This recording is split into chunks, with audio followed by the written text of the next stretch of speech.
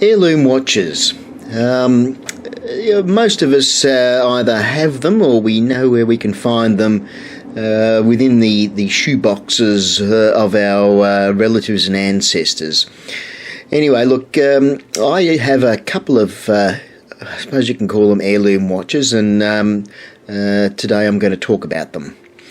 So what I have are two watches which belonged to my grandfather.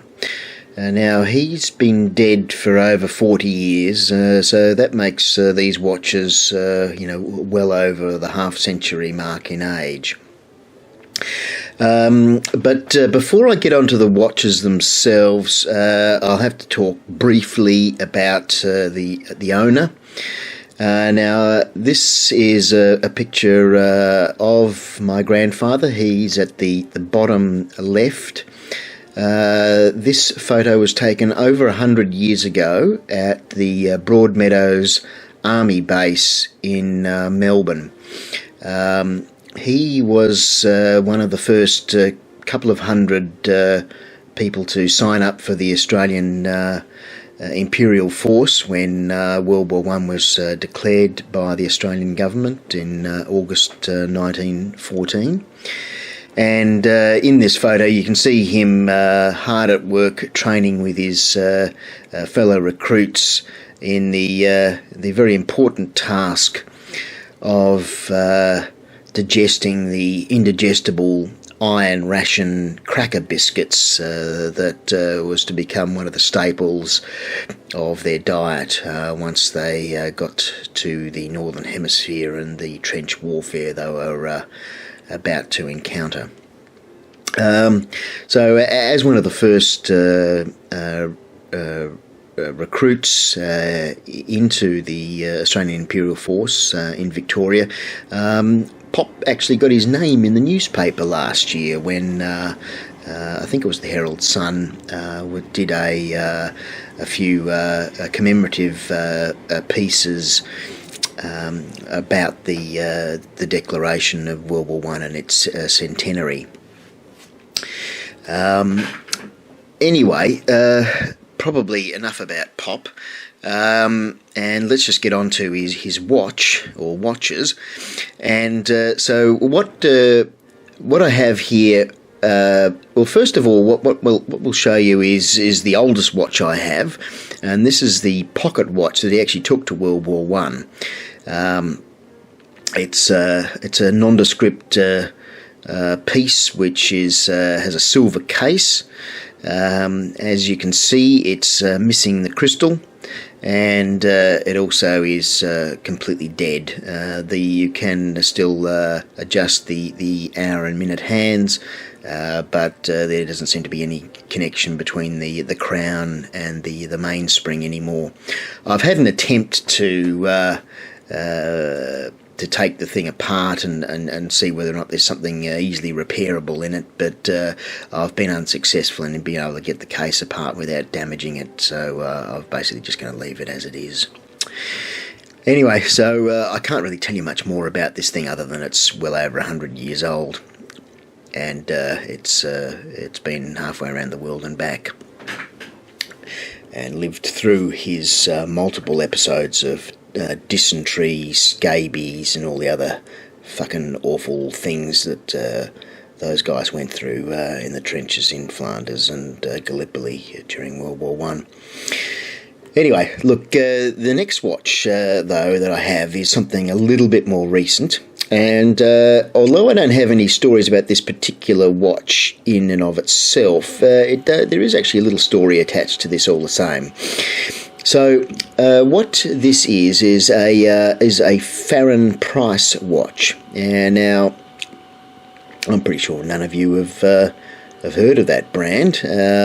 Some of you in Sydney and Adelaide may have heard of the store called Farren-Price, but you may not realise that they actually had their own watch brand many years ago. So this little piece was purchased by my grandfather roughly in around 1950. So that, putting it at 65 years old or thereabouts. And the story behind the Farren-Price brand is sort of some vague and brief interest to watch collectors. So John Farren-Price was a jeweller who opened his jewellery store here in Sydney in 1942. And I'm really not sure exactly, what he got up to during World War II in terms of his business. But after the war, what he found was that the cost of importing foreign watches, in particular Swiss watches, and he was a watch connoisseur as well as a jeweller. What he found was that there was a huge import duty on imported watches, and which really made them pretty much unobtainable by most Australians.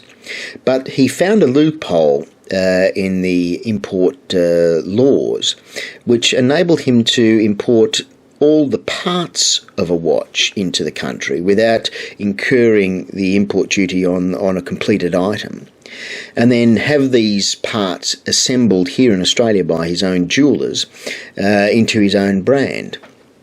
And so by doing that, he was able to provide Australians with, and New Zealanders I believe as well, with affordable quality Swiss timepieces. So the way these watches were marketed was, once you get your first real job, now you should get your first real watch. And I believe that these watches were sold not only in his store here in Sydney and in Adelaide, but they were also sold by some of the higher end department stores, Myer and David Jones, and so I believe that's where Pop would have purchased this watch, because there was no Farren-Price store in Melbourne itself at the time when he would have bought it. Excuse me. So the watch itself is really, as I said at the outset, fairly nondescript. It's a very small, it's barely 30 millimetres in diameter. This one's made of steel. Many of them were gold plated and or gold capped rather, as they used to use that process back in the 1940s and 50s. And most of the ones that I've seen on the internet have been much the worse for wear, whereas this one is pure stainless steel case and case back as well. As you can see, the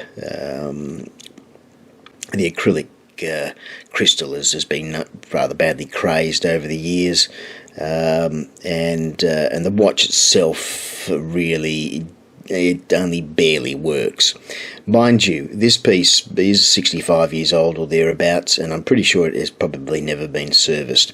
And the way it behaves indicates to me that it's just a matter of getting the lubrication redone on it. By knocking it, you can get the second hand to start whirring again, but it will only sort of function for maybe 10 to 20 seconds or so before stopping. The actual movement in this, it's a hand-wound thing. I have taken the case back off it, and I actually did a video of it, but unfortunately I've deleted that, and I'm not going to take the case back off again. But it's a simple little hand-wound movement. The movements they used, I believe, came from a couple of Swiss movement makers. One was Adolf Schilder, and I think that company still does make movements today. And the other company that they procured movements from was Venus. Now, Venus was mainly known for producing chronograph movements in the 1940s and 50s, and probably prior to that as well. They subsequently were consumed by Valjoux, and then obviously Valjoux then became part of the ETA empire. ETA, by the way, was founded by Adolf Schild's elder brother. there now. So the movement that I observed when I opened this had a marking on it, which was a triangle with a B inside. I've done a little bit of research and haven't been able to find, which maker used that particular insignia. But anyway, that's what's in this little watch. So anyway, that's pretty much, I think, all I've got to say about it. So this is a Farren-Price watch. It's able to say it's Swiss made because all the components are Swiss. It was just assembled here in Australia. It came about as a result of import taxes and some ingenious means of avoiding them. And I hope you found this video of some interest, and thank you for watching. Goodbye.